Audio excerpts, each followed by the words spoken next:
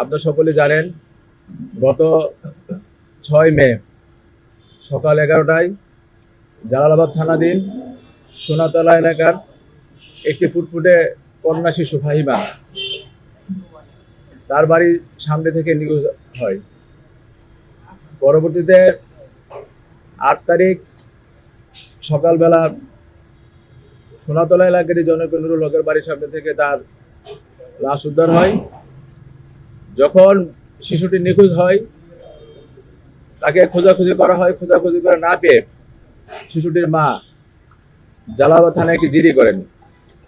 জিডির প্রেক্ষিতে জিডি তদন্তকারী কর্মকর্তা সহ প্রয়োজনীয় আইনগত ব্যবস্থা গ্রহণ করেন। বিষয়টি পুলিশ কমিশনার মহোদয়ের নজরে আসলে তিনি আমাদের সকলকে এই শিশুটি উদ্ধারে প্রয়োজনীয় পদক্ষেপ গ্রহণ করার জন্য উনি আমাদেরকে নির্দেশ প্রদান করেন। পরবর্তীতে যখন তার লাশ পাওয়া যায়, সেটি আরও গুরুত্ব দিয়ে আমাদের জালালাবাদ থানার টিম তো কাজ করেছে, আমার এডিসি, এসি, ডিবি কাজ করেছে, অফিসার ইনচার্জ, ভারপ্রাপ্ত অফিসার ইনচার্জ, মামলা তদন্তকারী সমন্বয়ে একটি সাঁড়াশি অভিযান পরিচালনা করে মামলার ঘটনার সাথে জড়িত যে প্রধান আসামি জাকির, তাকে গ্রেপ্তার করা হয়। তাকে গ্রেপ্তার করে তাকে জিজ্ঞাসাবাদ করা হয়। জিজ্ঞাসাবাদের পরে সে ঘটনা স্বীকার করে। যেটা আমাদের সামনে যেটা বলেছে সেটা হচ্ছে, সে 6 তারিখ সকালে এই মেয়েটি একটি চঞ্চল মেয়ে, সে এলাকায় ঘুরে বেড়ায়, সকলে তাকে আদর করে, সবারই সে একজন প্রিয় শিশু। তখন তাকে সে একটি সিগারেট, 2টি সিগারেট একটি দোকানে পাঠায়। তাকে দিয়ে সে সিগারেট নিয়ে আসে মেয়েটি নিয়ে আসার পরে তার মধ্যে কামনার জগতে সে চলে যায়। তার লুলুপর দৃষ্টি পড়ে।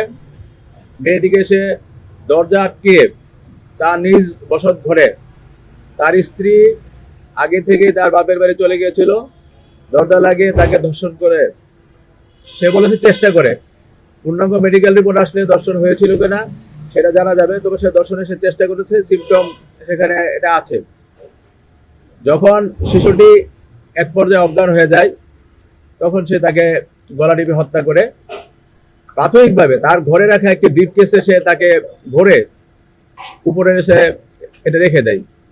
তো যখন এলাকাবাসী, পুলিশ সহ সকলে খোঁজাখুঁজি করছিল, এবং আপনার এটা যেহেতু পুরাতন ছিল, একটু গন্ধ বেরোচ্ছিল, সেটা নিচে নামিয়ে খাটের নিচে রেখে দেয়। তো ওখান থেকে যখন গন্ধ বের হয়, সকলে খোঁজাখুঁজি করে, সে তখন পাশে নুরুল হকের বাড়ির সামনে কি ডোবা রয়েছে, এই ডোবাতে ফেলে গুম করার চেষ্টা করে।